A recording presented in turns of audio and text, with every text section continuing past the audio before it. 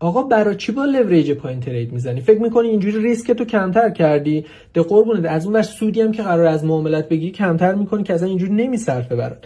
توی این پست با یه استراتژی با هم پیش میریم که هر چقدر لوریجمون بالا باشه ریسکمون مدیریت شده باشه و خیلی ضرر نکنیم. ببین ما $100 توی حسابمون داریم و تو هر معامله $20 وارد میکنیم. ریسکمون در هر معامله 2%، یعنی اگه یه حد ضرر بخورم 2% کل سرمایه، یعنی $2 ضرر میکنم. من اینجا تو معامله $20 وارد کردم که اجازه دارم تا $2 حد ضررم باشه.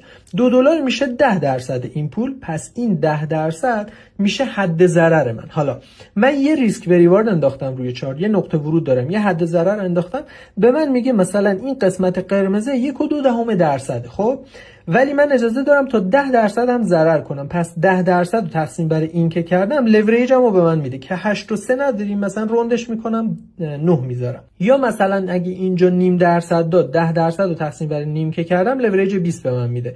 یا اگه 0.2% اینجا بود، 10% رو تقسیم برش که کردم لوریج 50 به من میده. پس اگر یه جا من لوریج 40-50 دارم استفاده میکنم، کاملا بر اساس استراتژیمه و ریسکم مدیریت شده. توی پیجم یه سری نکات ریز معامله گری به این صورت برات گذاشتم. اگه فکر میکنی به دردت میخوره این محتوا، پستای دیگرم یه نگاه بنداز.